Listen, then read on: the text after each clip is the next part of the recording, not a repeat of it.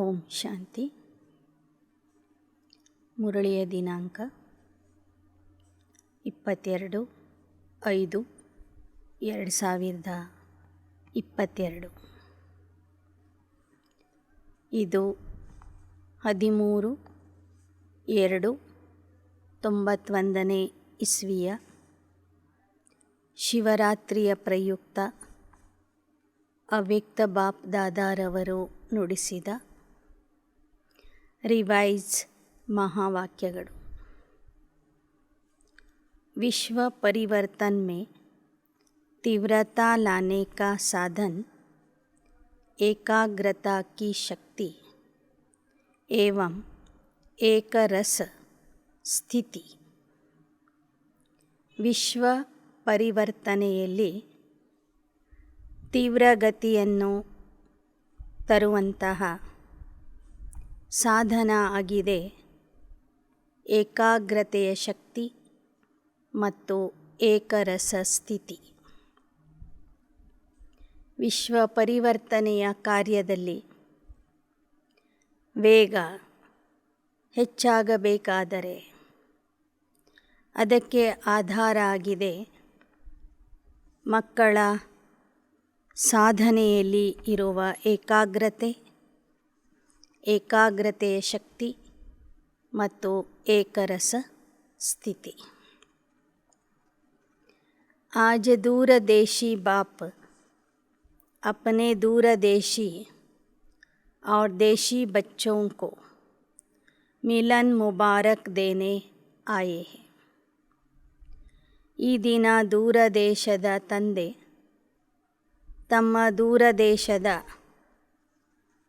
ಮಕ್ಕಳ ಜೊತೆಗೆ, ಅಂದರೆ ವಿದೇಶಿ ಮಕ್ಕಳ ಜೊತೆಗೆ ಮತ್ತು ಭಾರತವಾಸಿ ಮಕ್ಕಳ ಜೊತೆಗೆ ಮಿಲನ ಮಾಡಿ ಶುಭಾಶಯಗಳನ್ನು ತಿಳಿಸಲಿಕ್ಕೆ ಬಂದಿದ್ದಾರೆ. ಆಪ್ ಸಭಿ ಭಿ दूर देश से आए हो. बाप भी दूर देश से आए हैं. ನೀವೆಲ್ಲರೂ ದೂರ ದೇಶದಿಂದನೇ ಬಂದಿದ್ದೀರಿ. ನಾನು ಕೂಡ ದೂರ ದೇಶದಿಂದ ಬಂದಿದ್ದೇನೆ. बच्चे बाप को मुबारक देने आए और बाप बच्चों को पदम गुणा मुबारक देते हैं. ಮಕ್ಕಳು ತಂದೆಗೆ ಶಿವ ಜಯಂತಿಯ ಶುಭಾಶಯಗಳನ್ನು ತಿಳಿಸ್ಲಿಕ್ಕಾಗಿ ಬಂದಿದ್ದೀರಿ ಮತ್ತು ತಂದೆ ಮಕ್ಕಳಿಗೆ ಪದಮದಷ್ಟು ಶುಭಾಶಯಗಳನ್ನು ತಿಳಿಸ್ಲಿಕ್ಕಾಗಿ ಬಂದಿದ್ದಾರೆ. ಮನಾನಾ ಅರ್ಥಾತ್ ಸಮಾನ್ ಬನಾನಾ.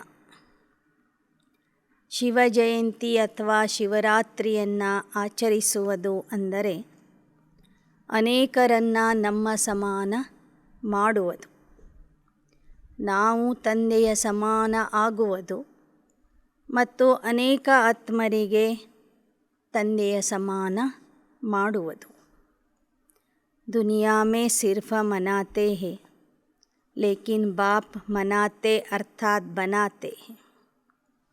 ಪ್ರಪಂಚದವರು ಕೇವಲ ಶಿವರಾತ್ರಿಯ ಆಚರಣೆ ಮಾಡ್ತಾರೆ ಸ್ಥೂಲ ರೂಪದಲ್ಲಿ, ಆದರೆ ಶಿವ ಬಾಬಾ ಮಕ್ಕಳ ಜೊತೆಗೆ ಶಿವರಾತ್ರಿಯ ಆಚರಣೆ ಮಾಡಲಿಕ್ಕಾಗಿ, ಅಂದರೆ ಮಕ್ಕಳನ್ನು ತಮ್ಮ ಸಮಾನ ಮಾಡಲಿಕ್ಕಾಗಿ ಬಂದಿದ್ದಾರೆ. ಸಭಿ ಬಚ್ಚೆ चाहे साकार रूप में सन्मुख हो, चाहे आकार रूप में सन्मुख हो, विश्व के कोने कोने में बाप की हीरे तुल्य जयंती मना रहे. ಈ ದಿನ ನನ್ನ ಎಲ್ಲ ಮಕ್ಕಳು ಸಾಕಾರ ಸಭೆಯಲ್ಲಿ ಸನ್ಮುಖ ಬಂದಿರುವಂಥ ಮಕ್ಕಳು, ಸೂಕ್ಷ್ಮ ರೂಪದಿಂದ ದೂರದಲ್ಲಿ ಇದ್ದರೂ ಸಹ ತಂದೆಯ ಮಿಲನ ಮಾಡ್ತಿರುವಂಥ ಮಕ್ಕಳು, ಹೀಗೆ ವಿಶ್ವದ ಮೂಲೆ ಮೂಲೆಯಲ್ಲಿ ಇರುವಂತಹ ಎಲ್ಲ ಮಕ್ಕಳು ಈ ದಿನ ವಜ್ರ ಸಮಾನವಾದಂತಹ ಈ ಶಿವ ಜಯಂತಿ ಅಥವಾ ಶಿವರಾತ್ರಿಯ ಹಬ್ಬವನ್ನು ಮಾಡ್ತಾ ಇದ್ದಾರೆ. बाप दादा आकारी रूप में सन्मुख बच्चों को भी हीरे तुल्य जयंती की हीरे तुल्य पद्मा पदम मुबारक दे रहे. ಯಾವ ಮಕ್ಕಳು ಸಾಕಾರ ರೂಪದಿಂದ ಮಧುಬನಕ್ಕೆ ಬಂದಿಲ್ಲ, ಆದರೆ ಫರಿಷ್ಠಾ ರೂಪದಲ್ಲಿ ತಂದೆಯ ಮಿಲನ ಮಾಡ್ತಾ ಇದ್ದಾರೆ, ಅಂತಹ ಮಕ್ಕಳಿಗೂ ಸಹ ಈ ವಜ್ರ ಸಮಾನ ಜಯಂತಿಯ ವಜ್ರ ಸಮಾನ ಪದ್ಮಾಪದಂ ಅಭಿನಂದನೆಗಳನ್ನು ಶಿವಬಾಬಾ ಸಲ್ಲಿಸ್ತಾ ಇದ್ದಾರೆ. इस महान अवतरित होने की जयंती को आप सभी बच्चे मनाते स्वयं भी हीरे तुल्य बन गए हो. ಪರಮಾತ್ಮನ ಅವತರಣೆಯ ಈ ಜಯಂತಿಯನ್ನು ಆಚರಿಸ್ತಾ ತಾವೆಲ್ಲ ಮಕ್ಕಳು ವಜ್ರ ಸಮಾನ ಆಗಿಬಿಟ್ಟಿದ್ದೀರಿ. ಇಸ್ಕೋ ಕಹಾ ಜಾತಾ ಮನಾನ ಅರ್ಥಾತ್ ಬನಾನ. ಇದಕ್ಕೆ ಹೇಳಲಾಗ್ತದೆ, ಆಚರಣೆ ಮಾಡುವುದು ಅಂದರೆ ಆ ರೀತಿಯಲ್ಲಿ ಆಗುವುದು ಮತ್ತು ಅನೇಕರನ್ನು ಆ ಥರ ಮಾಡುವುದು. ಹರೇಕ್ ಬಚ್ಚೆ ಕೆ ಮಸ್ತಕ್ ಪರ್ पद्मापदम भाग्यवान बनने का सितारा चमक रहा है. ಪ್ರತಿಯೊಬ್ಬರ ಮಸ್ತಕದಲ್ಲಿ ಪದ್ಮಾಪದಂ ಭಾಗ್ಯಶಾಲಿ ಆಗುವಂತಹ ನಕ್ಷತ್ರ ಹೊಳಿತಾ ಇದೆ. ಮನಾತೆ ಮನಾತೆ ಸದಾ ಕೆ ಲಿಯೆ ಭಾಗ್ಯವಾನ್ ಬನ್ ಗೈ. ಸಂಗಮ ಯುಗದಲ್ಲಿ ಸತ್ಯ ಶಿವರಾತ್ರಿಯನ್ನು ಆಚರಿಸ್ತಾ ನನ್ನ ಎಲ್ಲ ಮಕ್ಕಳು ಭಾಗ್ಯಶಾಲಿಗಳು ಆಗಿಬಿಟ್ಟಿದ್ದೀರಿ. ಐಸಿ ಅಲೌಕಿಕ್ ಜಯಂತಿ ಸಾರೆ ಕಲ್ಪ ಮೇ ಕೋಯಿ ಭೀ ನಹಿ ಮನಾತೆ. ಇಂತಹ ಅಲೌಕಿಕ ಜನ್ಮದಿನವನ್ನು ಇಡೀ ಕಲ್ಪದಲ್ಲಿ ಯಾರೂ ಸಹ ಆಚರಿಸೋದಿಲ್ಲ. चाहे महान आत्माओं की जयंती मनाते, लेकिन वह महान आत्माएं मनाने वालों को महान बनाते नहीं. ಮನುಷ್ಯರು ಮಹಾತ್ಮರ ಜಯಂತಿಗಳನ್ನು ಆಚರಿಸ್ತಾರೆ, ಆದರೆ ಆ ಮಹಾತ್ಮರು ಅನೇಕರನ್ನು ತಮ್ಮ ಸಮಾನ ಮಹಾತ್ಮ ಮಾಡಿರೋದಿಲ್ಲ. ಆಚರಣೆ ಮಾಡೋರು ಯಾರೂ ಸಹ ಅವರ ಸಮಾನ ಮಹಾನ ಆಗಿರೋದಿಲ್ಲ. इस संगम पर ही आप बच्चे परमात्मा जयंती मनाते महान बन जाते हो. ಆದರೆ ಈ ಸಂಗಮ ಯುಗದಲ್ಲಿ ತಾವು ಮಕ್ಕಳು ಪರಮಾತ್ಮನ ಜಯಂತಿಯನ್ನು ಆಚರಣೆ ಮಾಡ್ತಾ ನೀವು ಮಕ್ಕಳು ಸಹ ತಂದೆಯ ಸಮಾನ ಮಹಾನ ಆಗಿಬಿಡ್ತೀರಿ. ಶ್ರೇಷ್ಠತೆ ಶ್ರೇಷ್ಠ ಆತ್ಮಾಯೇ ಬನ್ ಜಾತೆ. ತಾವು ಶ್ರೇಷ್ಠರಿಗೂ ಶ್ರೇಷ್ಠ ಆತ್ಮರು ಆಗಿಬಿಡ್ತೀರಿ. ऐसे हीरे तुल्य जीवन बनाते जो जन्म जन्मांतर हीरे और रत्नों से खेलते रहते. ಸಂಗಮ ಯುಗದಲ್ಲಿ ನಿಮ್ಮ ಜೀವನವನ್ನು ನೀವು ವಜ್ರ ಸಮಾನ ಮಾಡಿಕೊಡ್ತೀರಿ.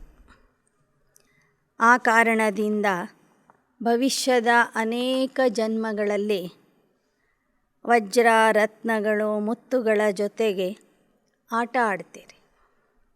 आज का यादगार दिवस सिर्फ बाप का नहीं लेकिन बच्चों का भी बर्थडे है. ಈ ದಿನ ಇದು ಕೇವಲ ತಂದೆಯ ಜನ್ಮದಿನ ಅಲ್ಲ, ಮಕ್ಕಳ ಜನ್ಮದಿನವೂ ಆಗಿದೆ. ತಂದೆಯ ಜೊತೆಗೆ ಇದು ಮಕ್ಕಳ ಬರ್ತ್ಡೇ ಆಗಿದೆ. क्योंकि जब बाप अवतरित होते हैं तो बाप के साथ ब्रह्मा दादा भी परिवर्तित आत्मा अवतरित होते हैं.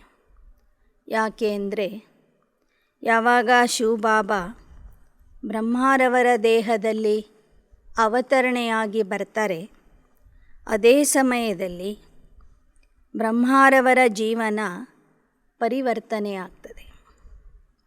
ದಾದಾ ಲೇಖರಾಜ್ ಅಂತಕ್ಕಂಥವರು ಆ ದಿನದಿಂದ ಬ್ರಹ್ಮಬಾಬಾ ಆಗ್ತಾರೆ. ಹೀಗೆ ಅವರೂ ಸಹ ವಿಶೇಷವಾಗಿ ಅವತರಿತ ಆತ್ಮ ಆಗಿ ಬಿಡ್ತಾರೆ. बाप और दादा दोनों का साथ साथ अवतरण होता है. ಪರಮಾತ್ಮನ ಅವತರಣೆಯ ಜೊತೆಗೆ ಬ್ರಹ್ಮ ಬಾಬಾವರು ಸಹ ಅವತರಿತ ಆತ್ಮ ಆಗಿ ತಮ್ಮ ಹೊಸ ಜನ್ಮ ಹೊಸ ಜೀವನ ಪ್ರಾರಂಭ ಮಾಡ್ತಾರೆ. सिवाय ब्राह्मणों के बाप दादा स्थापना का यज्ञ रच नहीं सकते. इसलिए बाप दादा और ब्राह्मण साथ साथ अवतरित होते हैं. ಬ್ರಾಹ್ಮಣರ ವಿನಃ ಬಾಪ್ ದಾದಾರವರು ಸಹ ಸ್ಥಾಪನೆಯ ಕಾರ್ಯ ಮಾಡೋದಿಲ್ಲ, ಯಜ್ಞದ ರಚನೆ ಮಾಡೋದಿಲ್ಲ. ಯಜ್ಞ ರಚನೆಯಲ್ಲಿ, ಸ್ವರ್ಗದ ಸ್ಥಾಪನೆಯಲ್ಲಿ ಬ್ರಹ್ಮ ತಂದೆಯ ಜೊತೆಗೆ ಬ್ರಾಹ್ಮಣರ ಸಹಯೋಗ ಬೇಕು. ಅದಕ್ಕಾಗಿ ಬಾಬಾ ಹೇಳ್ತಾರೆ, ಬಾಪ್ ದಾದಾರವರ ಜೊತೆಗೆ ತಾವೆಲ್ಲ ಬ್ರಾಹ್ಮಣ ಮಕ್ಕಳು ಸಹ ಅವತರಿತ ಆತ್ಮ ಆಗಿ ತಂದೆಯ ಕಾರ್ಯದಲ್ಲಿ ಸಹಯೋಗ ಕೊಡ್ತಾ ಇದ್ದೀರಿ. ತೋ ಕಿಸ್ಕಾ ಜನ್ಮ ದಿನ್ ಕಹೆಂಗೆ, ಆಪ್ಕಾ ಯಾ ಬಾಪ್ಕಾ? ಹಾಗಾದರೆ ಶಿವರಾತ್ರಿ ಅನ್ನೋದು ಯಾರ ಜನ್ಮದಿನ ಆಗಿದೆ? ನಿಮ್ಮ ಜನ್ಮದಿನ ಆಗಿದೆಯೋ ಅಥವಾ ಪರಮಾತ್ಮನ ಜನ್ಮದಿನ ಆಗಿದೆಯೋ? आपका भी है ना, तो आप बाप को मुबारक देते और बाप आपको मुबारक देते हैं. ತಂದೆಯ ಜೊತೆಗೆ ಇದು ಮಕ್ಕಳ ಜನ್ಮದಿನವೂ ಆಗಿದೆ. ಅದಕ್ಕಾಗಿ ಬಾಬಾ ಮಕ್ಕಳಿಗೆ ಶುಭಾಶಯಗಳನ್ನು ತಿಳಿಸ್ತಾರೆ, ಮಕ್ಕಳು ತಂದೆಗೆ ಶುಭಾಶಯಗಳನ್ನು ತಿಳಿಸ್ತೀರಿ. शिव जयंती अर्थात परमात्मा जयंती को महाशिवरात्रि क्यों कहते? ಪರಮಾತ್ಮನ ಅವತರಣೆಯ ಈ ಹಬ್ಬಕ್ಕೆ ಮಹಾಶಿವರಾತ್ರಿ ಅಂತ ಹೇಳ್ತಾರೆ. ಯಾಕೆ? ಸಿರ್ಫ್ ಶಿವರಾತ್ರಿ नहीं, लेकिन महाशिवरात्रि कहते हैं क्योंकि इस अवतरित दिवस पर शिव बाप, ब्रह्मा दादा और ब्राह्मणों ने महान संकल्प का व्रत लिया कि विश्व को पवित्रता के व्रत से महान श्रेष्ठ बनाएंगे. ಈ ದಿನ ಶಿವತಂದೆಯ ಮುಂದೆ ಬ್ರಹ್ಮ ಬಾಬಾ ಮತ್ತು ತಾವೆಲ್ಲ ಬ್ರಾಹ್ಮಣರು ಒಂದು ಮಹಾನ ಸಂಕಲ್ಪ ಮಾಡ್ತೀರಿ, ಮಹಾನ ವ್ರತವನ್ನು ತೆಗೆದುಕೊಳ್ತೀರಿ. ಆ ಮಹಾನ ವ್ರತ ಯಾವುದು ಅಂದರೆ, ಪವಿತ್ರತೆಯ ಧಾರಣೆಯಿಂದ ವಿಶ್ವವನ್ನೇ ನಾವು ಪವಿತ್ರ ಮಾಡಿ ತೋರಿಸ್ತೇವೆ, ವಿಶ್ವವನ್ನೇ ಮಹಾನ ವಿಶ್ವವನ್ನಾಗಿ, ಶ್ರೇಷ್ಠ ವಿಶ್ವವನ್ನಾಗಿ ಮಾಡಿಯೇ ಮಾಡ್ತೇವೆ ಎಂಬ ವ್ರತವನ್ನು ನೀವು ಧಾರಣೆ ಮಾಡ್ತೀರಿ. विशेष आदिदेव ब्रह्मा अपने निमित्त ब्राह्मण आदि बच्चों के साथ इस महान व्रत लेने के निमित्त बने, तो महान बनाने के व्रत लेने का दिव्य दिवस है, इसलिए महाशिवरात्रि कहा जाता है. ಪವಿತ್ರತೆಯ ವ್ರತ ಅಂದರೆ ಅದು ಸಾಮಾನ್ಯವಾದ ವ್ರತ ಅಲ್ಲ, ಅದು ಮಹಾನ ವ್ರತ. ಅಂಥ ಮಹಾನ ವ್ರತವನ್ನು ಬ್ರಹ್ಮ ಬಾಬಾವರೂ ಸಹ ಸಂಗಮ ಯುಗದಲ್ಲಿ ಸ್ವೀಕಾರ ಮಾಡ್ತಾರೆ ಮತ್ತು ಬ್ರಹ್ಮ ತಂದೆಯ ಜೊತೆಗೆ ಎಲ್ಲ ಬ್ರಾಹ್ಮಣ ಮಕ್ಕಳೂ ಸಹ ಈ ಮಹಾನ ವ್ರತವನ್ನು ಧಾರಣೆ ಮಾಡ್ತೀರಿ. ಅದಕ್ಕಾಗಿ ಶಿವರಾತ್ರಿಗೆ ಮಹಾಶಿವರಾತ್ರಿ ಅಂತ ಹೇಳಲಾಗ್ತದೆ. आप बच्चों ने यह महान व्रत लिया। इसके यादगार स्वरूप में आज तक भी भक्त लोग ವ್ರತ ರಖತೆ. ತಾವೆಲ್ಲರೂ ಪವಿತ್ರತೆಯ ವ್ರತವನ್ನು ಸ್ವೀಕಾರ ಮಾಡ್ತೀರಿ, ವಿಕಾರಗಳನ್ನು ತ್ಯಾಗ ಮಾಡ್ತೀರಿ. ಅದಕ್ಕಾಗಿ ಶಿವರಾತ್ರಿಯ ದಿನ ಭಕ್ತರು ಭೋಜನವನ್ನು ತ್ಯಾಗ ಮಾಡ್ತಾರೆ, ಉಪವಾಸದ ವ್ರತ ಹಿಡಿತಾರೆ. ಯಹ ಮಹಾನ್ ಜಯಂತಿ ಪ್ರತಿಜ್ಞಾ ಲೇನೆ ಕಿ ಜಯಂತಿ. ಹೀಗೆ ಒಂದು ಕಡೆ ಈ ಶಿವ ಜಯಂತಿ ಅನ್ನೋದು ವ್ರತದ ಹಬ್ಬ ಆಗಿದೆ, ಮತ್ತೊಂದು ಕಡೆ ಇದು ಪ್ರತಿಜ್ಞೆಯ ಹಬ್ಬ ಆಗಿದೆ. ಏಕ್ ತರಫ್ ಪ್ರತ್ಯಕ್ಷ ಹೋನೆ ಕಿ ಜಯಂತಿ, ದೂಸರಿ ತರಫ್ ಪ್ರತಿಜ್ಞಾ ಲೇನೆ ಕಿ ಜಯಂತಿ.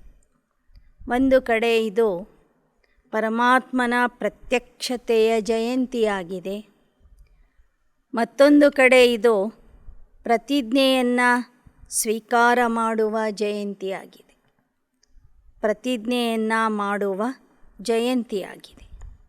आदि समय में आप सभी जो निमित्त बने, आदिदेव के साथ आदि रत्न निकले, उन्होंने प्रतिज्ञा का प्रत्यक्ष फल आप सभी प्रत्यक्ष हुए. ಯಜ್ಞದ ಆದಿ ಸಮಯದಲ್ಲಿ ಬ್ರಹ್ಮ ತಂದೆಯ ಜೊತೆಗೆ ಯಾರೆಲ್ಲ ಆದಿ ರತ್ನಗಳು ಬಂದಿದ್ದರು, ಅವರ ವ್ರತ ಮತ್ತು ಪ್ರತಿಜ್ಞೆಯ ಪ್ರತ್ಯಕ್ಷ ಫಲದ ರೂಪದಲ್ಲಿ ತಾವೆಲ್ಲ ಮಕ್ಕಳು ಈಗ ಹುಟ್ಟಿದ್ದೀರಿ. देखो कहाँ कहाँ कोनों में चले गए थे, कितने कोने में चले गए, लेकिन बाप ने मिट्टी में छिपे हुए अपने हीरे तुल्य बच्चों को ढूंढ लिया ना. ನೋಡಿ, ತಾವು ದೇಶ ವಿದೇಶದ ಮೂಲೆ ಮೂಲೆಗೆ ಹೋಗಿ ಸೇರಿಕೊಂಡಿದ್ರು. ತಾವೆಲ್ಲ ವಜ್ರಗಳು ಮಣ್ಣಿನಲ್ಲಿ ಒಂದಾಗ್ಬಿಟ್ಟಿದ್ರು. ವಜ್ರಗಳು ಕಾಣ್ತಾನೇ ಇರಲಿಲ್ಲ. ಮಣ್ಣಿನಿಂದ ನೀವೆಲ್ಲ ಮುಚ್ಚಿ ಹೋಗಿದ್ರಿ. ಅಂಥವ್ರನ್ನ ಬಾಬಾ ಹುಡುಕಿ ಹುಡುಕಿ ತಮ್ಮ ಹತ್ತಿರ ಕರ್ಕೊಂಡು ಬಂದಿದ್ದಾರೆ. ಅಭಿ ತೋ ವಿಶ್ವಕ್ಕೆ ಕೋನೆ ಮೇ आप होलिएस्ट और हाईएस्ट ಹೀರೆ ಚಮಕ್ ರಹೆ ಹೋ. ಈಗ ವಿಶ್ವದ ಮೂಲೆ ಮೂಲೆಯಲ್ಲಿ ಈಶ್ವರಿಯ ಜ್ಞಾನ ಪ್ರಚಾರ ಆಗಿ ತಂದೆಯನ್ನು ಗುರುತಿಸಿ ಅನೇಕ ಮಕ್ಕಳು ತಮ್ಮ ಪವಿತ್ರ ಹಾಗೂ ಶ್ರೇಷ್ಠ ಜೀವನವನ್ನು ನಡೆಸ್ತಾ ಇದ್ದಾರೆ, ವಜ್ರ ಸಮಾನ ಹೊಳಿತಾ ಇದ್ದಾರೆ. तो यह परमात्मा जयंती के व्रत और प्रतिज्ञा का फल है. ಇಷ್ಟೊಂದು ಸೇವೆಯ ವೃದ್ಧಿ ಆಗುವುದು ಅಂದರೆ ಇದು ಪರಮಾತ್ಮ ಜಯಂತಿಯ ವ್ರತ ಏನು ನೀವು ಮಾಡ್ತಾ ಇದ್ದೀರಿ, ಆ ವ್ರತ ಮತ್ತು ಪ್ರತಿಜ್ಞೆಯ ಫಲ ಆಗಿದೆ. अब चारों ओर शिव बाबा के झंडे के आगे प्रतिज्ञा लेते हो ना. यह रस्म की विधि अब तक आप भी करते रहते हो. ಶಿವರಾತ್ರಿಯ ಸಂದರ್ಭದಲ್ಲಿ ತಾವೆಲ್ಲ ಮಕ್ಕಳು ಶಿವನ ಧ್ವಜದ ಕೆಳಗೆ ನಿಂತು ಪ್ರತಿಜ್ಞೆ ಮಾಡ್ತೀರಿ. ಯಜ್ಞದ ಆದಿಯಿಂದ ನಡೆದು ಬಂದಂತಹ ಈ ವಿಧಾನವನ್ನು, ಈ ಪದ್ಧತಿಯನ್ನು ಇವತ್ತಿನವರೆಗೂ ಆಚರಿಸ್ತಾ ಇದ್ದೀರಿ. यह परमात्मा जयंती जिसको शिवरात्रि भी कहते हैं. ರಾತ್ರಿ ಅರ್ಥಾತ್ ಅಂಧಕಾರ. ಇದು ಪರಮಾತ್ಮನ ಜಯಂತಿ ಅಂದ್ರೇ ಇದಕ್ಕೆ ಶಿವರಾತ್ರಿ ಅಂತಲೂ ಹೇಳ್ತೀರಿ. ರಾತ್ರಿ ಅಂದ್ರೇ ಅಂಧಕಾರ, ಕತ್ತಲೆ. अंधकार में जो व्यक्ति व वस्तु जैसी होती है वैसी दिखाई नहीं देती है. ಅಂಧಕಾರದಲ್ಲಿ ಯಾವುದೇ ವ್ಯಕ್ತಿಯಾಗಲಿ ವಸ್ತು ಆಗಲಿ ಅದು ಹೇಗಿರ್ತದೆ ಆ ಥರ ಕಾಣಿಸೋದಿಲ್ಲ. ಅದು ಹೋತೆ ಹುಯೇ ಭಿ ದಿಖಾಯಿ ನಹಿ ದೇತಿ. ಒಮ್ಮೊಮ್ಮೆ ವಸ್ತುಗಳು, ವ್ಯಕ್ತಿಗಳು, ಜನ ಇದ್ರೂ ಸಹ ಕತ್ತಲೆ ಇದ್ದಾಗ ಅವ್ರು ಯಾರೂ ನಮಗೆ ಕಾಣಿಸೋದಿಲ್ಲ. जब बाप अवतरित होते हैं तो आप भी जो आप है, जो है, जैसे हैं, न अपने आप को देख सकते थे, न बाप को देख व जान सकते थे. ಹಾಗೆ ಪರಮಾತ್ಮ ಅವತರಣೆ ಆಗುವ ಸಮಯದಲ್ಲಿ ನಿಮಗೆ ನೀವ್ಯಾರು ಅಂತ ಗೊತ್ತಿರಲಿಲ್ಲ. ನೀವ್ಯಾರು, ಹೇಗಿದ್ದೀರಿ, ಎಲ್ಲಿದ್ದೀರಿ ಅನ್ನೋದು ನಿಮಗೆ ಕಾಣಿಸ್ತಿರಲಿಲ್ಲ. ಪರಮಾತ್ಮ ಹೇಗಿದ್ದಾನೆ, ಎಲ್ಲಿದ್ದಾನೆ ಅಂತಲೂ ಕಾಣಿಸ್ತಿರಲಿಲ್ಲ. ಮೈ ಆತ್ಮ ಹೂँ यह होते हुए भी ज्ञान का अनुभव के नेत्र द्वारा देख नहीं सकते थे. ನೀವು ಆತ್ಮನೇ ಆಗಿದ್ದರೂ ಸಹ ಜ್ಞಾನದ ನೇತ್ರ ನಿಮ್ಮಲ್ಲಿ ಇರಲಿಲ್ಲ, ಅನುಭವದ ನೇತ್ರ ನಿಮ್ಮಲ್ಲಿ ಇರಲಿಲ್ಲ. ನೀವು ಆತ್ಮನೇ ಆಗಿದ್ರೂ ಸಹ ನಿಮಗೆ ನೀವು ದೇಹ ಅಂತ ತಿಳ್ಕೊಂಡಿದ್ರಿ. ನೇತ್ರ ಹೋತೆ ಹುಯೇ ಭಿ ಅಂಧಕಾರ ಮೇ ಥೆ, ನೇತ್ರ ಯಥಾರ್ಥ ಕಾರ್ಯ ನಹಿ ಕರ್ತೆ ಥೆ. ಆಗಲೂ ಕೂಡ ನಿಮಗೆ ಬುದ್ಧಿ ಇತ್ತು, ಬುದ್ಧಿಯ ನೇತ್ರ ಇತ್ತು. ಆದರೆ ಅಂಧಕಾರ ಇರುವ ಕಾರಣ ನಿಮಗೆ ಏನೂ ಕಾಣ್ತಿರಲಿಲ್ಲ. ಆ ನೇತ್ರ ಕೆಲಸ ಮಾಡ್ತಿರಲಿಲ್ಲ ಅಂತ ಹೇಳ್ತಾರೆ. ಸ್ಪಷ್ಟ ದಿಖಾಯಿ ನಹಿ ದೇತಾ ಥಾ, ಆಪ್ ಭಿ ಅಂಧಕಾರ ಮೇ ಥೇನ. ನಿಮಗೆ ಏನೂ ಸಹ ಸ್ಪಷ್ಟವಾಗಿ ಕಾಣ್ತಿರಲಿಲ್ಲ ಅಜ್ಞಾನದ ಕಾಲದಲ್ಲಿ. ಯಾಕೆ ಅಂದರೆ ನೀವೆಲ್ಲರೂ ಅಂಧಕಾರದಲ್ಲಿ ಮುಳುಗಿದ್ರಿ. अपने को ही नहीं देख सकते थे, इसलिए बाप पहले इस अंधकार को मिटाते. तो शिवरात्रि अर्थात अंधकार को मिटाए यथार्थ का प्रकाश प्रज्वलित होना. ನಿಮ್ಮ ರೂಪ ಏನಿದೆ ಅಂತಲೂ ನಿಮಗೆ ಕಾಣಿಸ್ತಿರಲಿಲ್ಲ, ಪರಮಾತ್ಮ ಹೇಗಿದ್ದಾನೆ ಅಂತಲೂ ನಿಮಗೆ ಕಾಣಿಸ್ತಿರಲಿಲ್ಲ. ಅದಕ್ಕಾಗಿ ಶಿವಬಾಬಾ ಬಂದು ಆ ಅಜ್ಞಾನದ ಅಂಧಕಾರವನ್ನು ದೂರ ಮಾಡಿದರು, ಅಳಿಸಿ ಹಾಕಿದರು ಮತ್ತು ಜ್ಞಾನದ ಯಥಾರ್ಥ ಪ್ರಕಾಶದಿಂದ ನಿಮ್ಮನ್ನು ಪ್ರಜ್ವಲಿತ ಮಾಡಿದರು. ಇಸಲಿಯೇ ಶಿವ ರಾತ್ರಿ ಕಹಕರ್ ಮನಾತೆ. ಆ ಕಾರಣದಿಂದ ಶಿವ ಮತ್ತು ರಾತ್ರಿ ಅಂತ ಹೇಳಿ ಈ ಹಬ್ಬವನ್ನು ಆಚರಿಸ್ತಾರೆ. भक्ति मार्ग की विधियाँ भी आपकी यथार्थ विधियों का यादगार है. ಭಕ್ತಿ ಮಾರ್ಗದಲ್ಲಿ ಯಾವ ಪದ್ಧತಿಗಳನ್ನು ಆಚರಿಸ್ತಾ ಇದ್ದಾರೆ ಆ ಎಲ್ಲ ಪದ್ಧತಿಗಳು ಸಂಗಮ ಯುಗದಿಂದ ಪ್ರಾರಂಭ ಆಗಿವೆ. एक तरफ भक्तों की विधि, दूसरे तरफ है बच्चों की संपूर्ण विधि.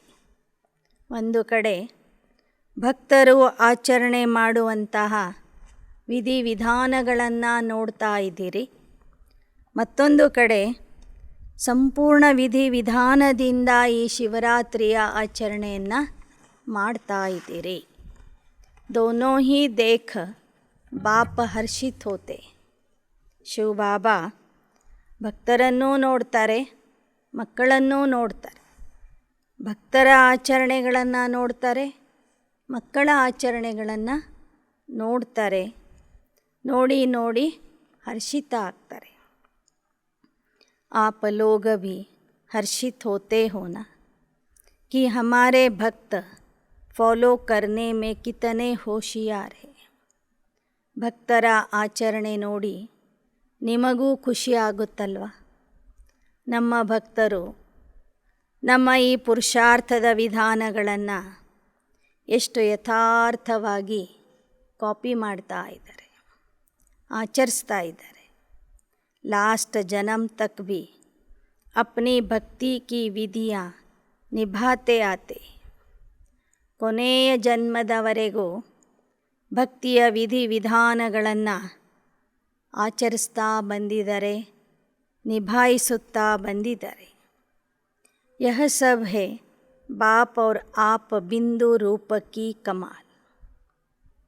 ಇದೆಲ್ಲ ನಡೆಯೋದು ಯಾವ ಆಧಾರದಿಂದ ಅಂದರೆ ತಂದೆ ಮತ್ತು ಮಕ್ಕಳು ಮಾಡುವಂತಹ ಈ ಪವಾಡದಿಂದ. ಈ ಚಮತ್ಕಾರ ಏನು ನಡೀತಾ ಇದೆ ಸಂಗಮ ಯುಗದಲ್ಲಿ, ಇದರ ಆಧಾರದಿಂದ ಭಕ್ತರು ಎಲ್ಲ ಹಬ್ಬಗಳನ್ನು ಮಾಡ್ತಾ ಇದ್ದಾರೆ. शिव बाबा के साथ शालिग्राम भी पूजे जाते हैं. आप सभी बिंदु स्वरूप के महत्व को जानते हो, इसलिए आज तक भक्तों में शिव अर्थात बिंदु स्वरूप का महत्व है.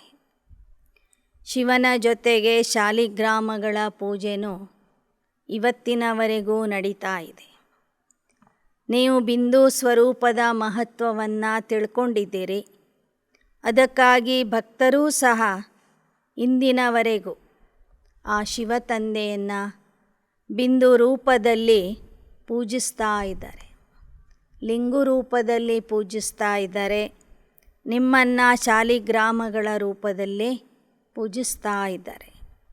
वह सिर्फ बिंदु रूप को जानते हैं, यथार्थ नहीं जानते, अपने रूप से जानते.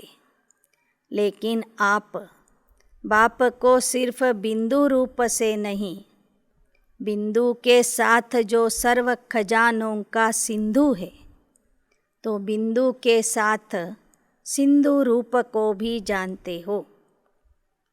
ಭಕ್ತರು ಅವನ ಸ್ವರೂಪವನ್ನಷ್ಟೇ ತಿಳ್ಕೊಂಡು ಅವನು ಜ್ಯೋತಿರ್ಬಿಂದು ಆಗಿದ್ದಾನೆ, ಬಿಂದು ಸ್ವರೂಪ ಅಂತ ತಿಳ್ಕೊಂಡು ಗೋಲಾಕಾರದಲ್ಲಿ ಅವನನ್ನು ಪೂಜಿಸ್ತಾ ಇದ್ದಾರೆ. ಆದರೆ ಅವನು ಕೇವಲ ಬಿಂದು ಅಲ್ಲ, ಬಿಂದುವಿನ ಜೊತೆಗೆ ಅವನು ಸಿಂಧು ಆಗಿದ್ದಾನೆ ಅನ್ನೋದು ಭಕ್ತರಿಗೆ ಗೊತ್ತಿಲ್ಲ. ಅದು ನಿಮಗೆ ತಿಳಿದಿದೆ. ಅವನು ಕೇವಲ ಬಿಂದು ಅಲ್ಲ, ಸರ್ವ ಖಜಾನೆಗಳ ಸಿಂಧು ಆಗಿದ್ದಾನೆ ಅಂತ. ದೋನೋ ರೂಪ ಸೇ ಜಾನಾ ಹೇನ. ನೀವು ಆ ತಂದೆಯನ್ನು ಬಿಂದು ರೂಪದಲ್ಲಿನೂ ಅರ್ಥ ಮಾಡ್ಕೊಂಡಿದ್ದೀರಿ, ಅವನ ಸಿಂಧು ರೂಪವನ್ನು ಸಹ ಅರ್ಥ ಮಾಡ್ಕೊಂಡಿದ್ದೀರಿ. ಸಿಂಧು ಸ್ವರೂಪಕ್ಕೋ ಜಾನ್ತೆ आप भी मास्टर सिंधु बन गए. ಪರಮಾತ್ಮನ ಆ ಸಿಂಧು ಸ್ವರೂಪವನ್ನು ಅರ್ಥ ಮಾಡಿಕೊಂಡು ನೀವು ಮಕ್ಕಳು ಸಹ ಮಾಸ್ಟರ್ ಸಿಂಧು ಆಗಿಬಿಟ್ಟಿದ್ದೀರಿ. आप में कितने खजाने भरे हुए, हिसाब लगा सकते हो. अनगिनत अथाह और अविनाशी ಖಜಾನೆ. ತಂದೆಯಿಂದ ನೀವು ಎಷ್ಟು ಖಜಾನೆಗಳನ್ನು ಪಡೆದಿದ್ದೀರಿ ಲೆಕ್ಕ ಹಾಕ್ರಿ.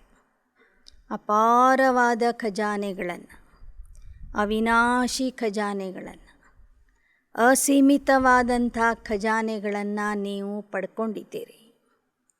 ಸಭಿ ಮಾಸ್ಟರ್ ಸಿಂಧು ಬನೆ ಹೋನಾ ಯಾ ಅಬ್ ಬನನಾ ಹೇ. ಈ ಥರ ತಾವೆಲ್ಲ ಮಕ್ಕಳು ಮಾಸ್ಟರ್ ಸಿಂಧು ಆಗಿದ್ದೀರಾ ಅಥವಾ ಇನ್ನೂ ಆಗಬೇಕಾಗಿದೆ. ತಪಸ್ಯಾ ವರ್ಷ ಮೇ ಕ್ಯಾ ಕರೆಂಗೆ. 91ನೇ ಇಸ್ವಿಯ ವರ್ಷ ತಪಸ್ಸಿನ ವರ್ಷ ಅಂತ ಆಚರಣೆ ಮಾಡಿದರು. ಅದಕ್ಕೆ ಬಾಬಾ ಕೇಳ್ತಾ ಇದ್ದಾರೆ, ಈ ತಪಸ್ಸಿನ ವರ್ಷದಲ್ಲಿ ಏನು ಮಾಡ್ತೀರಿ? ತಪಸ್ಯಾ ಅರ್ಥಾತ್ ಜೋ ಭಿ ಸಂಕಲ್ಪ ಕರೆಂಗೆ वह दृढ़ता से. ತಪಸ್ಯಾ ಅರ್ಥಾತ್ ಏಕಾಗ್ರತಾ और ದೃಢತಾ. ಬಾಬಾ ಹೇಳ್ತಾರೆ, ತಪಸ್ಸು ಅಂದ್ರೇ ಏಕಾಗ್ರತೆ ಮತ್ತು ದೃಢತೆ. ಯಾವ ಸಂಕಲ್ಪಗಳನ್ನು ಮಾಡ್ತೀರಿ ಆ ಸಂಕಲ್ಪಗಳನ್ನು ದೃಢತೆಯಿಂದ ಮಾಡಿರಿ, ಏಕಾಗ್ರತೆಯಿಂದ ಮಾಡಿರಿ. ಯೋಗಿ ಜೀವನ್ ಮೇ ತೋ ಅಭಿ ಭಿ ಹೋ. आप सब योगी जीवन वाले हो ना. 8 घंटा 6 घंटा या कुछ घंटे योग लगाने वाले नहीं, योगी जीवन है. फिर खास तपस्या वर्ष क्यों रखा है? ತಾವೆಲ್ಲರೂ ಈಗಾಗಲೇ ಯೋಗಿ ಜೀವನದಲ್ಲಿ ಇದ್ದೀರಿ. ನಿಮ್ಮ ಜೀವನ ಯೋಗಿ ಜೀವನ ಅಂತ ಹೇಳ್ಕೊತೀರಿ. 8 ಗಂಟೆಯ ಯೋಗಿ, 6 ಗಂಟೆಯ ಯೋಗಿ ಅಥವಾ ಕೆಲವು ನಿಮಿಷಗಳ ಯೋಗಿ ಅಂತ ನೀವು ಹೇಳ್ಕೊಳ್ಳೋದಿಲ್ಲ. ಜೀವನ ಅಂದರೆ ಇಡೀ ದಿನ ಇರುವಂಥದ್ದು, ಸತತವಾಗಿ ಇರುವಂಥದ್ದು. ನಿಮ್ಮೆಲ್ಲರ ಜೀವನನೇ ಯೋಗಿ ಜೀವನ ಆಗಿದೆ. ಹಾಗಾದರೆ ಈ ಯೋಗಿ ಜೀವನದಲ್ಲಿಯೂ ಸಹ ವಿಶೇಷವಾಗಿ ತಪಸ್ಯಾ ವರ್ಷದ ಆಚರಣೆ ಯಾಕೆ? बाप दादा सभी बच्चों को योगी जीवन के रूप में देखते, योगी जीवन वाले योगी आत्माओं के रूप में देखते और जीवन तो समाप्त हो गई. ಬಾಬಾ ಮಕ್ಕಳನ್ನು ಯೋಗಿ ಜೀವನ ನಡೆಸುವಂತಹ ಯೋಗಿ ಆತ್ಮರ ರೂಪದಲ್ಲಿ ನೋಡ್ತಾರೆ. ಯಾಕೆ ಎಂದರೆ ಭೋಗಿ ಜೀವನ ಸಮಾಪ್ತಿಯಾಗಿದೆ. भटकी हुई भोगी जीवन से थक कर निराश होकर सोच समझ कर योगी बने हो, या किसी के कहने से बने हो. ಬಹಳಷ್ಟು ಅಲೆದಾಟದ ನಂತರ ಸುಸ್ತಾಗಿ ನಿರಾಶ ಆಗಿ ಯೋಗಿ ಜೀವನಕ್ಕೆ ಬಂದಿದ್ದೀರಿ. ನೀವಾಗಿ ಬಂದಿದ್ದೀರಾ ಅಥವಾ ಅನ್ಯರ ಮಾತುಗಳನ್ನು ಕೇಳಿ ಬಂದಿದ್ದೀರಾ? ಅನುಭವ ಕರ್ಕೆ ಬನೆ ಹೋ ಯಾ ಸಿರ್ಫ್ ಅನುಭವ ಸುನ್ಕರ್ ಬನೆ ಹೋ? ನೀವು ಯೋಗಿ ಜೀವನದಲ್ಲಿ ಬಂದಿದ್ದು ಅನುಭವ ಮಾಡಿ ಬಂದಿದ್ದೀರಾ ಅಥವಾ ಅನ್ಯರ ಅನುಭವ ಕೇಳಲಿಕ್ಕಾಗಿ ಬಂದಿದ್ದೀರಾ? ಅನುಭವಿ ಬನ್ ಗಯೇ ಹೋನಾ? सिर्फ देख कर के सौदा किया है, सुनकर सौदा किया है, कहाँ किसके धोखे में तो नहीं आए हो ना. ಯೋಗಿ ಜೀವನದ ಅನುಭವ ಸ್ವತಃ ಮಾಡ್ತಾ ಇದ್ದೀರಿ. ಅನುಭವದ ಆಧಾರದಿಂದ ಯೋಗಿ ಆಗಿದ್ದೀರಿ ವಿನಃ ಇನ್ನೊಬ್ಬರ ಜೀವನ ನೋಡಿ ಇನ್ನೊಬ್ಬರ ಅನುಭವ ಕೇಳಿ ನೀವು ಬಂದಿಲ್ಲ ಅಂತ ಹೇಳ್ತಾರೆ ಬಾ. अच्छी तरह से देख लिया, अभी भी देख लो. ಮತ್ತೊಮ್ಮೆ ಪರೀಕ್ಷೆ ಮಾಡಿ ನೋಡ್ಕೊಳ್ಳ್ರಿ. ಯೋಗಿ ಜೀವನದ ಅನುಭವ ನೀವು ಸ್ವತಃ ಮಾಡ್ತಿದ್ದೀರಾ ಅಥವಾ ಅನ್ಯರನ್ನು ನೋಡಿ ಕೇಳಿ ನೋಡೋಣ ಅಂತ ಬಂದಿದ್ದೀರಾ? कोई जादू तो नहीं लग गया है ना? तीनों आंखें खोल कर सौदा किया है ना? ಈ ವ್ಯಾಪಾರವನ್ನು 3 ನೇತ್ರಗಳನ್ನು ತೆರೆದು ನೀವು ಮಾಡಿದ್ದೀರಿ. ಕಣ್ಮುಚ್ಚಿ ನೀವು ಈ ವ್ಯಾಪಾರ ಮಾಡಿಲ್ಲ. ಕ್ಯೋಂಕಿ ಬುದ್ಧಿ भी आँख है, यह 2 आँखें और बुद्धि की आँख, तीनों खोल कर सौदा किया है, सभी पक्के हैं ना. ನಿಮಗೆ ಸ್ಥೂಲವಾಗಿ 2 ಕಣ್ಣುಗಳಿವೆ ಮತ್ತು ಬುದ್ಧಿಯೂ 1 ಕಣ್ಣಾಗಿದೆ. ಈ 3 ನೇತ್ರಗಳನ್ನು ತೆರೆದು ವ್ಯಾಪಾರ ಮಾಡಿದ್ದೀರಿ. ಸರಿಯಾಗಿ ನೋಡಿ ಪರೀಕ್ಷೆ ಮಾಡಿ ವ್ಯಾಪಾರ ಮಾಡಿದ್ದೀರಿ. ಸಭಿ ಬಚ್ಚೆ ಮೀಠಿ ಮೀಠಿ ರೂಹ ರೂಹಾನ್ ಕರ್ತೆ, कहते बाबा हम तो आपके ही हैं और कहाँ जाएंगे, कहाँ नहीं जाएंगे.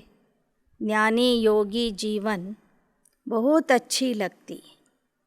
थोड़ा थोड़ा किसी न किसी बात में सहन करना पड़ता है.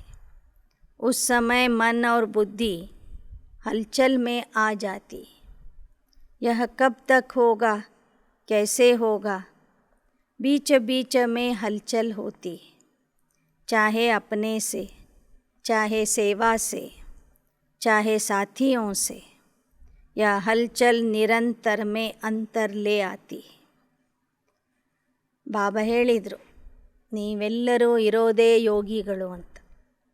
ನಿಮ್ಮ ಜೀವನನೇ ಯೋಗಿ ಜೀವನ ಅಂತ. ಆದರೆ ಮಕ್ಕಳು ತಂದೆಗೆ ಹೇಳ್ತಾ ಇದ್ದಾರೆ, ಬಾಬಾ, ನಾವಂತೂ ನಿಮ್ಮ ಮಕ್ಕಳು ಆಗಿಬಿಟ್ಟಿದ್ದೀವಿ, ನಿಮ್ಮ ಕೈ ಬಿಟ್ಟು ಇನ್ನೂ ಹೋಗೋದಿಲ್ಲ. ಆದರೆ ಈ ಮಧ್ಯದಲ್ಲಿ ಅನೇಕ ಪರಿಸ್ಥಿತಿಗಳು ಬರ್ತವೆ. ಜೊತೆಯಲ್ಲಿ ಇರುವವರಿಂದ, ಸೇವೆಯಿಂದ ಅಥವಾ ನಮ್ಮ ಹಳೆ ಸಂಸ್ಕಾರ ಸ್ವಭಾವದಿಂದ ಅನೇಕ ಸಮಸ್ಯೆಗಳು, ಪರಿಸ್ಥಿತಿಗಳು ಬರ್ತವೆ. ಆಗ ನಮ್ಮಲ್ಲಿ ಇರುವ ಸಹನ ಶಕ್ತಿ ಕಡಿಮೆ ಆಗಿಬಿಡ್ತದೆ ಅಂತ ಬಾಬಾ ಮಕ್ಕಳಿಗೆ ಹೇಳ್ತಾ ಇದ್ದಾರೆ. ಹೈ ಪಕ್ಕೆ ಲೇಕಿನ್ ಪಕ್ಕೆ ಕೋ ಭಿ ಕಭಿ ಕಭಿ ಯೇ ಬಾತೆ ಹಿಲಾ ದೇತಿ. ಪಕ್ಕಾ ಮಕ್ಕಳಿಗೂ ಸಹ ಈ ಸ್ವಭಾವ, ಸಂಸ್ಕಾರ, ಸೇವೆಯಲ್ಲಿ ಬರುವಂಥ ವಿಘ್ನಗಳು, ಸಾಥಿಗಳಿಂದ ಬರುವಂಥ ವಿಘ್ನಗಳು ಪಕ್ಕಾ ಮಕ್ಕಳನ್ನು ಸಹ ಅಲ್ಗಾಡಿಸ್ಬಿಡ್ತವೆ. तो तपस्या वर्ष अर्थात सर्व गुणों में, सर्व शक्तियों में, सर्व संबंधों में, सर्व स्वभाव संस्कार में 100% ಪಾಸ್ ಹೋನಾ. ಬಾಬಾ ಹೇಳ್ತಾರೆ, ತಪಸ್ಸಿನ ವರ್ಷವನ್ನು ಯಾಕೆ ಮಾಡಬೇಕು ಅಂದರೆ, ನಿಮ್ಮ ಸಹನ ಶಕ್ತಿ ಏನು ಕಡಿಮೆ ಆಗ್ತಾ ಇದೆ ಅದನ್ನು ಮತ್ತೆ ಧಾರಣೆ ಮಾಡಿಕೊಂಡು ಎಲ್ಲ ಗುಣಗಳಲ್ಲಿ, ಎಲ್ಲ ಶಕ್ತಿಗಳಲ್ಲಿ, ಸರ್ವ ಸಂಬಂಧದಲ್ಲಿ, ಸ್ವಭಾವ ಸಂಸ್ಕಾರದ ವಿಘ್ನಗಳಲ್ಲಿ ನೀವು 100ಕ್ಕೆ 100ರಷ್ಟು ಪಾಸ್ ಆಗಬೇಕು. ಅಭಿ ಪಾಸ್ ಹೋ ಲೇಕಿನ್ ಫುಲ್ ಪಾಸ್ ನಹಿ. ಈಗ ತಾವೆಲ್ಲ ಮಕ್ಕಳು ಪಾಸ್ ಆಗುವ ಲೆವೆಲ್ಲಿಗೆ ಬಂದಿದ್ದೀರಿ, ಆದರೆ ಸಂಪೂರ್ಣ ಪಾಸ್ ಆಗುವ ಲೆವೆಲ್ಲಿಗೆ ಬಂದಿಲ್ಲ. एक है पास, दूसरा है फुल पास और तीसरा है पास विथ ಆನರ್. ಮೊದಲನೇ ದರ್ಜೆಯವರು ಅಂದರೆ 108ರ ಮಾಲೆಯಲ್ಲಿ ಬರುವಂಥವು, ಅಂದರೆ 90% ಮೇಲೆ ಅಂಕಗಳನ್ನು ತೆಗೆದುಕೊಳ್ಳುವಂಥವು. ಅವ್ರ ಪಾಸ್ ವಿತ್ ಆನರ್. ಇಲ್ಲಿ ಬಾಬನ ಲೆಕ್ಕದಲ್ಲಿ 2ನೇ ದರ್ಜೆ ಅಂದರೆ 60ರ ಮೇಲೆ ಅಂಕಗಳನ್ನು ತಗೊಳ್ಳುವಂಥ. ಬರೇ ಪಾಸಾಗೋರಂದರೆ 35ರಿಂದ 50% ಪಾಸಾಗೋರು. ಈ ಥರ 3 ಪ್ರಕಾರದ ಮಕ್ಕಳಿದ್ದಾರೆ. ಇಲ್ಲಿ 50%ಗೆ ಪಾಸ್ ಮಾಡ್ತಾರೆ ಈಶ್ವರೀಯ ಪರೀಕ್ಷೆಯಲ್ಲಿ, 35ಕ್ಕಲ್ಲ. 50% ಮೇಲೆ ಹೋದರೆ ಪಾಸ್, 75ರ ಮೇಲೆ ಹೋದರೆ ಫುಲ್ ಪಾಸ್, 90ರ ಮೇಲೆ ಹೋದರೆ pass with honour. Abhi pass ಹೋ ಲೇಕಿನ್ ಫುಲ್ ಪಾಸ್ ನಹಿ. तपस्या वर्ष में पास विथ ऑनर थोड़े बने तो फुल पास तो सब बन सकते. ಆದ್ದರಿಂದ ಈ ತಪಸ್ಸಿನ ವರ್ಷದಲ್ಲಿ ಬಾಬಾ ಹೇಳ್ತಾರೆ, ಪಾಸ್ ವಿತ್ ಆನರ್ ಆಗದಿದ್ದರೂ ಸಂಪೂರ್ಣ ಪಾಸ್ ಆಗುವಂಥ ವಿದ್ಯಾರ್ಥಿಗಳು ಆಗಿರಿ. ಅದು ಸಾಧ್ಯ ಇದೆ. 108ರ ಮಾಲೆಯಲ್ಲಿ ಎಲ್ಲರೂ ಬರೋದಿಲ್ಲ, ಆದರೆ ಪ್ರಥಮ ರಾಜಧಾನಿಯಲ್ಲಿ ನೀವು ಬರಬಹುದು, ಮೊದಲನೇ ಪೀಳಿಗೆಯಲ್ಲಿ ನೀವು ಬರಬಹುದು.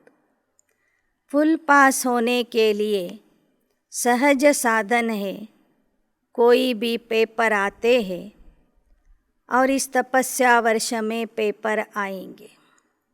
ಸಂಪೂರ್ಣ ಪಾಸ್ ಆಗಬೇಕಾದ್ರೆ ಉಪಾಯ ಹೇಳ್ತಾ ಇದ್ದಾರೆ ಬಾಬಾ. ಈ ವರ್ಷದಲ್ಲೂ ಪರೀಕ್ಷೆಗಳು ಬರ್ತವೆ, ಬರಲ್ಲ ಅಂತ ತಿಳ್ಕೊಬೇಡಿ. पेपर के क्वेश्चन के विस्तार में नहीं जाते. यह क्यों, कैसे आया, किसने किया, पास होने का सोचकर पेपर को पार करते हैं. ಜಾಣ ವಿದ್ಯಾರ್ಥಿಗಳು ಪ್ರಶ್ನಪತ್ರಿಕೆಯನ್ನು ನೋಡಿ ಈ ಪ್ರಶ್ನೆ ಯಾರು ಕೊಟ್ಟರು, ಯಾಕೆ ಕೊಟ್ಟರು, ನಮಗೆ ಯಾಕೆ ಬಂತಿದ್ದು ಅಂತ ವಿಚಾರ ಮಾಡೋದಿಲ್ಲ. ಯಾವ ಪ್ರಶ್ನೆ ಬಂದಿರ್ತದೆ ಅದಕ್ಕೆ ಉತ್ತರ ಬರೀಲಿಕ್ಕೆ ಶುರು ಮಾಡ್ತಾರೆ ಮತ್ತು ಪಾಸ್ ಆಗಿಬಿಡ್ತಾರೆ. पेपर समझ कर पास करो. यह क्या हो गया, क्यों हो गया, ऐसा होता है क्या, या अपनी कमजोरी में भी नहीं सोचो, अपने लिए सोचते हो, यह तो होता ही है, इतना तो होगा ही, और दूसरों के लिए सोचते हो, यह क्यों किया, क्या किया। इन सब बातों को पेपर समझकर फुल पास होने का लक्ष्य रखकर पास करो। पास होना है, पास करना है और बाप के पास रहना है तो फुल पास हो जाएंगे. ಬಾಬಾ ಹೇಳ್ತಾರೆ, ನೀವೇನಾದರೂ ತಪ್ಪು ಮಾಡಿದರೆ ಇದೇನು ಇದು ಎಲ್ಲರೂ ಮಾಡ್ತಾರೆ ಅಂತ ತಿಳ್ಕೊತೀರಿ. ಬೇರೆಯವರು ಏನಾದರೂ ತಪ್ಪು ಮಾಡಿದರೆ ಅದು ಭಾಳ ದೊಡ್ಡ ತಪ್ಪು ಅಂತ ವರ್ಣನೆ ಮಾಡ್ತೀರಿ. ಅದಕ್ಕೆ ಆ ಥರ ಮಾಡಬೇಡಿ. ಏನೇ ಬಂದ್ರೂ ಅದು ಒಂದು ಪೇಪರ್ ಅಂತ ತಿಳ್ಕೊಂಡು ಪಾಸ್ ಆಗ್ರಿ. ಪರೀಕ್ಷೆಯಲ್ಲಿ ಪಾಸ್ ಆಗಬೇಕು, ಪರಿಸ್ಥಿತಿಗಳಿಂದ ಪಾಸ್ ಮಾಡಬೇಕು, ಅಂದರೆ ಪಾರಾಗಬೇಕು, ದಾಟಿ ಹೋಗಬೇಕು. ಅವ್ರ ಪಾಸ್ ರಹನ ಅಂದರೆ ತಂದೆಯ ಜೊತೆಗೆ, ತಂದೆಯ ಹತ್ತಿರದಲ್ಲಿ ಇರಬೇಕು. ಪಾಸ್ ಶಬ್ದಕ್ಕೆ 3 ಅರ್ಥ ಬಾಬಾ ಇಲ್ಲಿ ಹೇಳ್ತಾ ಇದ್ದಾರೆ. ಒಂದು ಪಾಸ್ ಹೋನ ಅಂದರೆ ಪರೀಕ್ಷೆಯಲ್ಲಿ ಉತ್ತೀರ್ಣ ಆಗುವುದು. ಪಾಸ್ ಕರ್ನ ಅಂದರೆ ದಾಟುವುದು. ಪಾಸ್ ರಹನ ಅಂದರೆ ತಂದೆಯ ಹತ್ತಿರದಲ್ಲಿ ಇರುವುದು. ಯಾರು ಈ 3 ರೀತಿಯಿಂದ ಪಾಸ್ ಆಗ್ತಾರೆ ಅವರು ಸಂಪೂರ್ಣ पास ಆಗ್ತಾರೆ.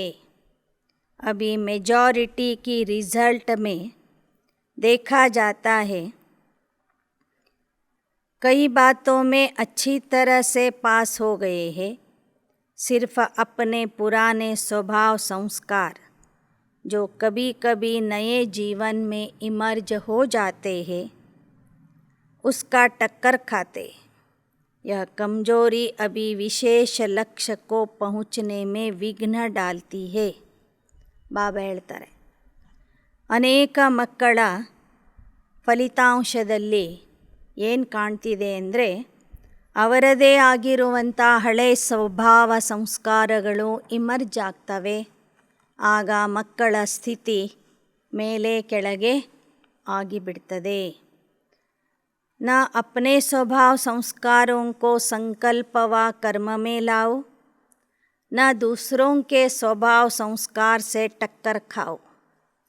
दोनों में सहन शक्ति और समाने की शक्ति की आवश्यकता है. ನಿಮ್ಮ ಹಳೆ ಸ್ವಭಾವ ಸಂಸ್ಕಾರನೂ ಇಮರ್ಜ್ ಆಗಬಾರ್ದು. ಅನ್ಯರ ಸ್ವಭಾವ ಸಂಸ್ಕಾರ ನೋಡಿ ನೀವು ಅವರ ಜೊತೆಗೆ ಘರ್ಷಣೆ ಮಾಡ್ಕೋಬಾರ್ದು. ಈ ಥರದಲ್ಲಿ ನೀವು ಪಾಸ್ ಆಗಬೇಕಾದ್ರೆ ನಿಮ್ಮಲ್ಲಿ ಸಹನಾಶಕ್ತಿ ಬೇಕು ಮತ್ತು ಅಳವಡಿಸಿಕೊಳ್ಳುವಂಥ ಶಕ್ತಿ ಬೇಕು. फुल पास के समीप लाने यह संस्कार नहीं देते और यही कारण है जो कहाँ अलबेलापन, कहाँ आलस्य आ जाता है. ಸಂಪೂರ್ಣ ಪಾಸ್ ಆಗಲಿಕ್ಕೆ ನಿಮ್ಮ ಹಳೆ ಸ್ವಭಾವ ಸಂಸ್ಕಾರ ನಿಮಗೆ ಬಿಡ್ತಾ ಇಲ್ಲ. ಆ ಕಾರಣದಿಂದ ಮಕ್ಕಳು ಒಮ್ಮೊಮ್ಮೆ ಹುಡುಗಾಟಿಕೆಯಲ್ಲಿ ಬರ್ತಾರೆ, ಒಮ್ಮೊಮ್ಮೆ ಆಲಸಿಗಳು ಆಗಿಬಿಡ್ತಾರೆ. तपस्या वर्ष में मन बुद्धि को एकाग्र करना है. अगर मन बुद्धि जरा भी विचलित हो तो दृढ़ता से एकाग्र करो.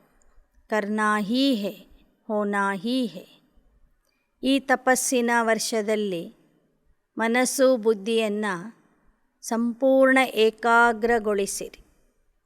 ದೃಢತೆಯಿಂದ ಸಂಕಲ್ಪ ಮಾಡಿ, ನಾನು ಪಾಸ್ ಆಗಲೇಬೇಕು, ನಾನು ಇಂತಹ ಪುರುಷಾರ್ಥ ಮಾಡಲೇಬೇಕು ಅಂತ.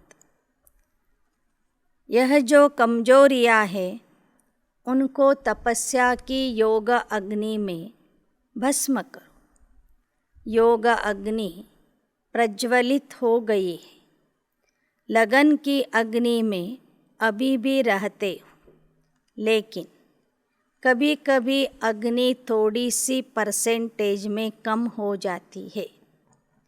ನಿಮ್ಮ ದುರ್ಬಲತೆಗಳನ್ನು ತಪಸ್ಸಿನ ಯೋಗ ಅಗ್ನಿಯಿಂದ ಭಸ್ಮ ಮಾಡಿರಿ.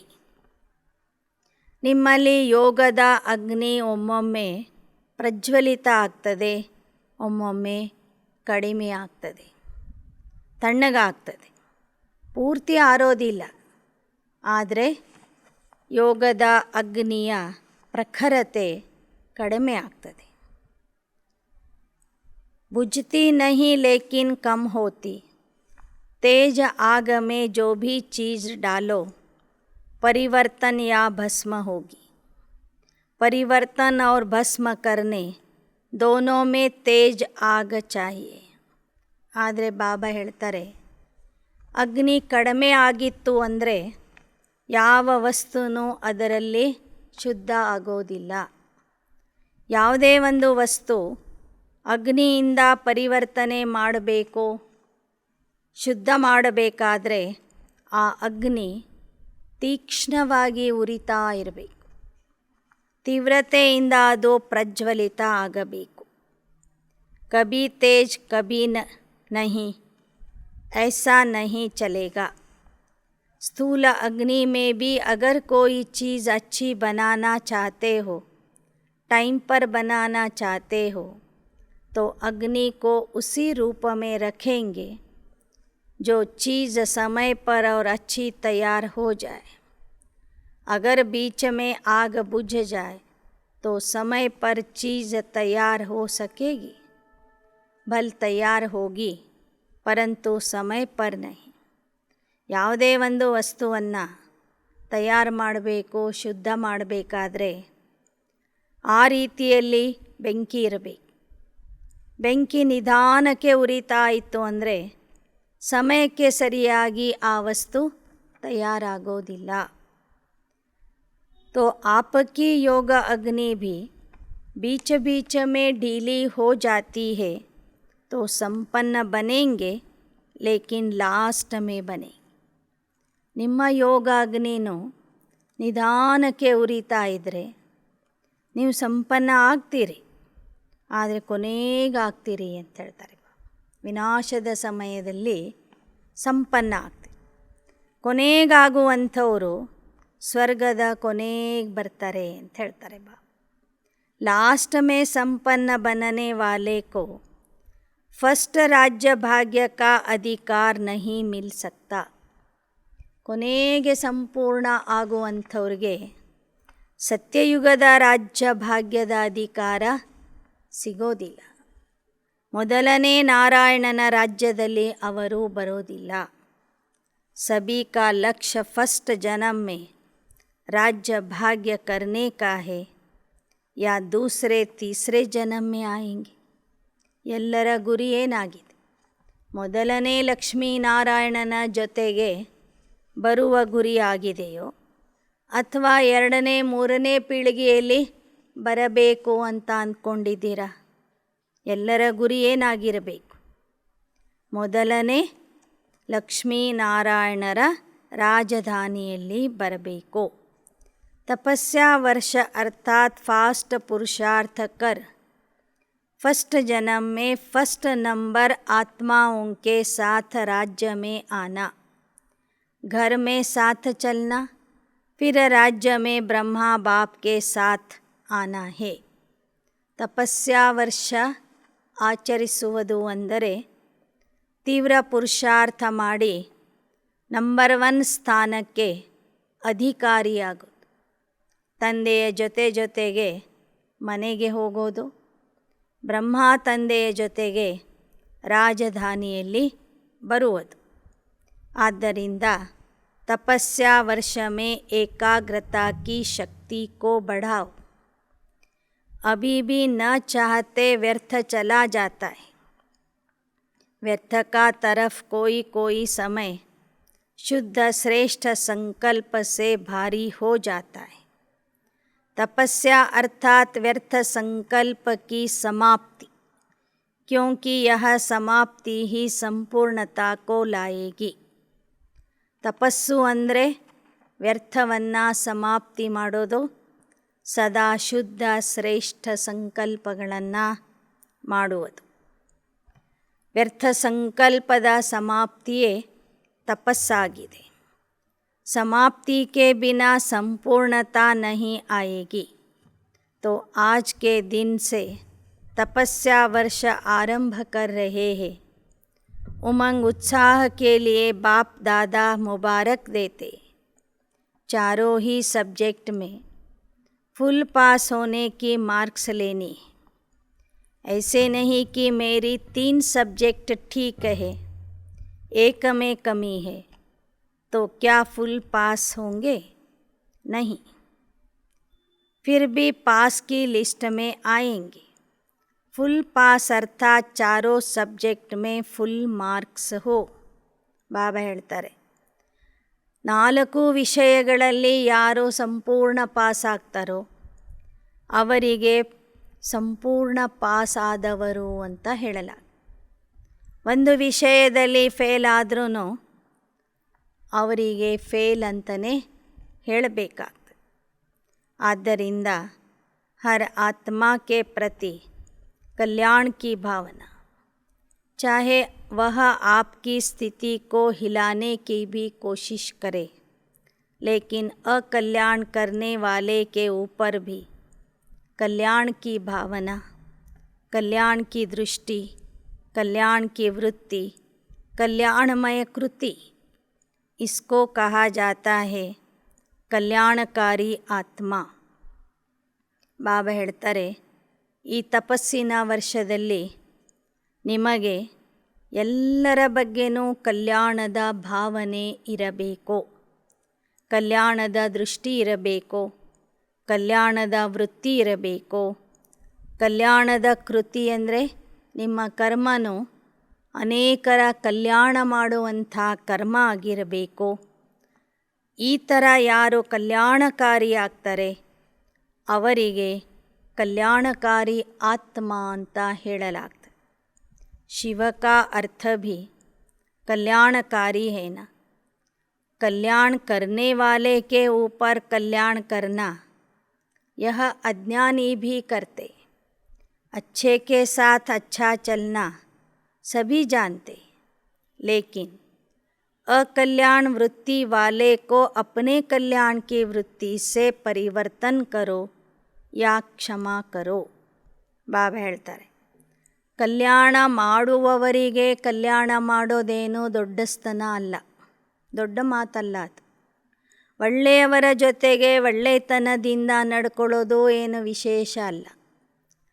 ಆದರೆ ಅಕಲ್ಯಾಣ ಮಾಡುವಂಥವರಿಗೂ ಕಲ್ಯಾಣದ ದೃಷ್ಟಿಯಿಂದ ನೋಡೋದು, ಕೆಟ್ಟ ಜನರ ಜೊತೆಗೂ ಶುಭ ಭಾವನೆಯಿಂದ ನಡ್ಕೊಳ್ಳೋದು, ಇದು ವಿಶೇಷವಾದಂತಹ ಕಲ್ಯಾಣಕಾರಿ ಆತ್ಮಗಳ ಕರ್ತವ್ಯ ಆಗಿದೆ. ಪರಿವರ್ತನ್ ಭಿ ಕರ್ ಸಕ್ತೆ ಹೋ, ಕ್ಷಮಾ ಕರೋ. ಕ್ಷಮಾ करके मास्टर क्षमा के सागर बनो. आपकी क्षमा उस आत्मा के लिए शिक्षा हो जाएगी. ನಮಗೆ ಗೊತ್ತಾಗ್ತದೆ ಇಂಥವರು ತಪ್ಪು ಮಾಡ್ತಾ ಇದ್ದಾರೆ, ಇಂಥವರು ನನಗೆ ಕಷ್ಟ ಕೊಡ್ತಾ ಇದ್ದಾರೆ. ಆದರೂ ಸಹ ಅವರಿಗೆ ನೀವು ಕ್ಷಮೆ ಮಾಡಿರಿ, ನಿಮ್ಮ ಕ್ಷಮೆನೇ ಅವರಿಗೆ ಒಂದು ಪಾಠ ಆಗ್ತದೆ, ಒಂದು ಶಿಕ್ಷಣ ಆಗ್ತದೆ ಅಂತ ಹೇಳ್ತಾರೆ ಬಾಬಾ. आजकल शिक्षा से कोई समझता नहीं. क्षमा अर्थात शुभ भावना की दुआएं देना, सहयोग देना. शिक्षा देने का समय चला गया. अभी स्नेह दो, सम्मान दो, क्षमा करो, शुभ भावना रखो, यही शिक्षा की विधि है. ಬಾಬಾ ಹೇಳ್ತಾರೆ, ಈಗ ನೀವು ಶಿಕ್ಷಣ ಕೊಡ್ಲಿಕ್ಕೆ ಹೋದರೆ ಯಾರೂ ಕೇಳೋದಿಲ್ಲ. ಆದರೆ ಕ್ಷಮೆ ಮಾಡಿರಿ, ಸ್ನೇಹ ಕೊಡಿ, ಸನ್ಮಾನ ಕೊಡಿ, ಶುಭ ಭಾವನೆಯಿಂದ ನೋಡ್ರಿ, ಆಗ ಅವರು ಕಲಿತಾರೆ. ವಹ ವಿಧಿ ಪುರಾನಿ ಹೋ ಗಯಿ, ಯಹ ನಯಿ ವಿಧಿ ಆತಿ ಹೈ ನಾ. ತಪಸ್ಯಾ ವರ್ಷ ಮೇ नई विधि से सर्व को समीप लाओ. सुनाया था दाने कुछ तैयार हो गए हैं लेकिन ಮಾಲಾ ಅಭಿ ತಯಾರ್ ನಹಿ. ಬಾಬಾ ಹೇಳ್ತಾರೆ, ಹೊಸ ವಿಧಾನವನ್ನು ಆಚರಿಸ್ತಾ ಹೋಗ್ರಿ. ಶಿಕ್ಷಣ ಕೊಡೋದೋ, ಶಿಕ್ಷೆ ಕೊಡೋದೋ, ಬೈದು ಪಾಠ ಕಲಿಸೋದೋ ಆ ಸಮಯ ಮುಗೀತೀಗ. ಈ ಹೊಸ ವಿಧಾನದಿಂದ ಶಿಕ್ಷಣ ಕೊಡಿ. ತಪಸ್ಯಾ ವರ್ಷದಲ್ಲಿ ಹೊಸ ವಿಧಾನದಿಂದ ಸೇವೆ ಮಾಡಿ ಅನೇಕರನ್ನು ತಂದೆಯ ಸಮೀಪಕ್ಕೆ ಕರ್ಕೊಂಡು ಬನ್ನಿ. ಬಾಬಾ ಹೇಳ್ತಾರೆ, ಮಾಲೆಯ ಮಣಿಗಳು ತಯಾರಾಗಿದ್ದಾರೆ, ಆದರೆ ಇನ್ನೂ ಬಾಬಾ ಅದನ್ನು ಪೋಣಿಸಿಲ್ಲ. ಧಾಗಾ ಭೀ ಹೇ, ದಾನೆ ಭೀ ಹೇ, ದಾನಾ ದಾನೆ ಕೆ ಸಮೀಪ ನಹಿ ಹೇ, ಇಸ್ಲಿಯೇ ಮಾಲಾ ತಯಾರ್ ನಹಿ ಹೇ. ಮಣಿಗಳು ಇದ್ದಾವೆ, ದಾರನೂ ರೆಡಿ ಇದೆ. ಮಣಿಗಳು ಒಂದಕ್ಕೊಂದು ಏನಾಗ್ತಾ ಇಲ್ಲ, ಅಡ್ಜಸ್ಟ್ ಆಗ್ತಾ ಇಲ್ಲ. ಹೀಗಾಗಿ ಮಾಲೆ ಪೋಣಿಸ್ಲಿಕ್ಕೆ ಏನಾಗ್ತಾ ಇದೆ, ಲೇಟ್ ಆಗ್ತಾ ಇದೆ. अब संगठन में समीपता में तैयार नहीं तो तपस्या वर्ष में बाप समान बनना ही है. दाना दाने के समीप आना है. बाकी योगी थे, योगी है, सदा योगी जीवन में रहना है. ड्रामा की हर सीन को न्यारे प्यारे बनकर देखते चलो. ड्रामा की हर सीन प्यारी है. जो भी होता है उसमें कोई राज भरा है. दुनिया के लिए अप्यारी सीन है, वह भी आपके लिए प्यारी है. राज को जानने से कभी किसी बात में, किसी दृश्य में नाराज नहीं होंगे. राज को जानने वाले नाराज नहीं होते. राज को न जानने वाले नाराज होते हैं.